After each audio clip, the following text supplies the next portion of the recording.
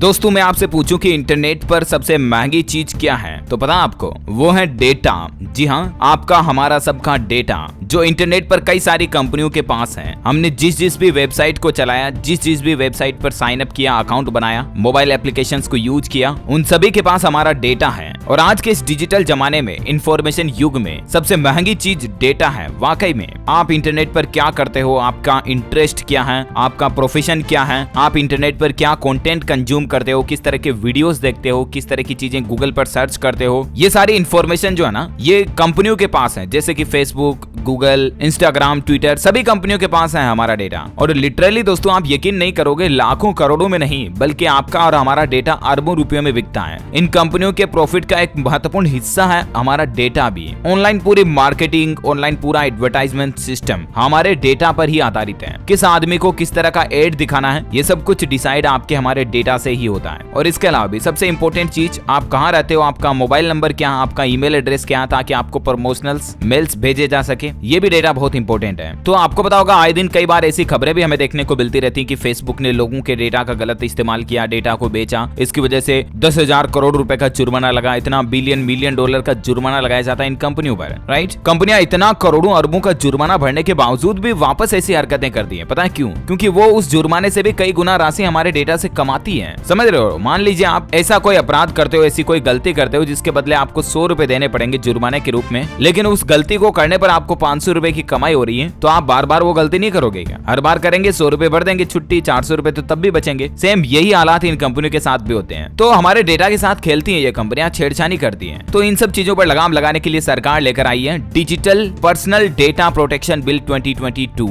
इसके बारे में मैंने आपको टुडे ब्रेकिंग न्यूज वाले मॉर्निंग बुलेटिन वीडियो में भी बताया था। ये बिल आखिर क्या है, आम आदमी को इससे क्या फायदा होगा, इंटरनेट पर आप किस तरह से सुरक्षित रह पाएंगे इस सरकार के नए डेटा प्रोटेक्शन बिल के द्वारा, सारी जानकारी मैं आपको बताऊंगा। 10 पॉइंट में समझेंगे इस पूरे बिल के बारे में, A to Z information. Video को ध्यान से पूरा देखिएगा। अब आम आदमी की जानकारियां, निजी जानकारियां, पर्सनल डेटा ज्यादा सुरक्षित रह पाएंगी, क्योंकि सरकार जो ये नया डिजिटल पर्सनल डेटा बिल लेकर आई है ना, देखिए इसमें क्या क्या प्रावधान है। इसका मकसद है किसी भी तरह के डेटा को सुरक्षित रखना। बिना कंज्यूमर की यानी कि कस्टमर की मर्जी के बिना कोई भी कंपनी उसके डेटा का इस्तेमाल नहीं कर सकती है। कंपनियां हर डिजिटल नागरिक को साफ और आसान भाषा में सारी जानकारी देगी। इस बिल के मतलब अंदर ये नियम है कि कंपनियों को, आम आदमी को आसान भाषा में ये जानकारी देनी होगी कि आपके डेटा का इस्तेमाल हम कहां कहां करते हैं। और किसी भी समय ग्राहक अपना कंसेंट वापस ले सकता है। मतलब जब भी आप फेसबुक पर अकाउंट बनाते हो ना, तो फेसबुक और आपके बीच में एक एग्रीमेंट हो जाता है, वो टर्म्स कंडीशन एक्सेप्ट करते हो ना, वहीं से तो ग्राहकों को अभी अधिकार मिलने जा रहा है। ग्राहक कभी भी उस एग्रीमेंट को ब्रेक डाउन कर सकेंगे। और उसके बावजूद भी कंपनी अगर आपके डेटा का गलत इस्तेमाल करती है तो कम से कम 250 करोड़ और अधिकतम 500 करोड़ रुपए तक का जुर्माना उस कंपनी पर लगाया जाएगा जो कंपनी किसी भी कंज्यूमर का, ग्राहकों का निजी डेटा का इस्तेमाल करेगी। तो अच्छा, सरकार चाहे तो राष्ट्रहित में एजेंसियों अथवा राज्यों को इसके एम्बिट से बाहर रख सकती है। जो मतलब कई सारी सुरक्षा एजेंसियां हैं जैसे NIA, RO,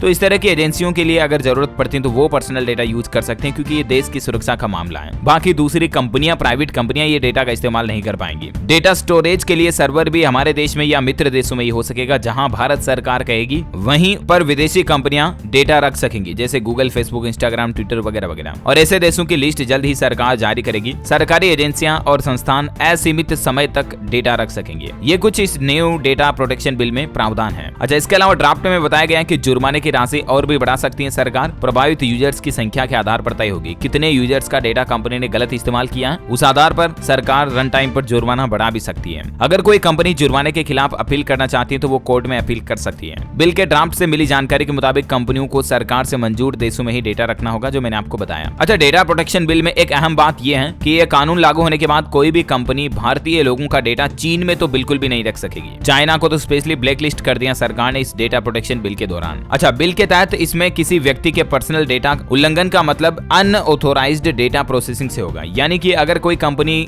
गैर कानूनी ढंग से व्यक्ति के डेटा को एक्सेस करती है तो फिर कंपनी पर सरकार कार्रवाई करेगी। किसी व्यक्ति के पर्सनल डेटा के साथ छेड़छाड़ या नुकसान पहुंचाने पर भी कंपनी के साथ कार्रवाई की जाएगी। अच्छा, इसके अलावा अगर डेटा के जरिए व्यक्ति की प्राइवेसी से किसी भी तरह का समझौता होता है तो भी सरकार एक्शन लेगी। बिल के मुताबिक किसी कंपनी को व्यक्ति के निजी डेटा को देश के बाहर ट्रांसफर करने की इजाजत उन मामलों में होगी जहां किसी कानूनी अधिकार या क्लेम लागू करने के लिए उसकी बेहद जरूरत है। तो ये कंपनियां भारतीय लोगों का डेटा देश के बाहर इस्तेमाल कर पाएगी, अदरवाइज नहीं। तो ये कुछ digital personal data protection bill draft के तहत सरकार ने new rules and regulations guidelines बनाई है सभी कंपनियों के लिए जो कंपनियां ऑनलाइन ग्राहकों का डेटा इस्तेमाल करती हैं, ठीक है ना। तो आम आदमी अब ज्यादा सेफ सुरक्षित रह पाएगा, आप बेचिंता होकर बेझिझक होकर इंटरनेट का इस्तेमाल कर पाएंगे, काफी आपको प्रोटेक्शन मिलेगा, सुरक्षा मिलेगी आपके डेटा से रिगार्डिंग। अच्छा, इसके अलावा भी कुछ और रूल्स हैं, जैसे कि किसी ग्राहक का अगर बायोमेट्रिक डेटा लेना है तो एम्प्लॉय की सहमति लेनी ही होगी, कंपनियों के लिए भी, जैसे फिंगरप्रिंट वगैरह का डेटा लेना। तो personal data protection bill KYC data को भी प्रोवाइड करेगा, केवाईसी डेटा भी उसमें आ गया है। अच्छा, मान लीजिए आप किसी बैंक खाते को भी बंद करवाते हो ना, तो भी अधिकतम 6 महीने तक बैंक आपकी केवाईसी डिटेल को अपने पास रख सकेगा, बाकी उसको रिमूव करनी होगी अपने डेटाबेस से, ये भी इसमें नियम शामिल है। अच्छा, इसके अलावा इस बार डेटा प्रोटेक्शन बिल में सरकार ने एक और स्पेशल महिलाओं को अटेंशन देने के लिए पहल की है। पहली बार सभी जेंडर्स की जगह पर शी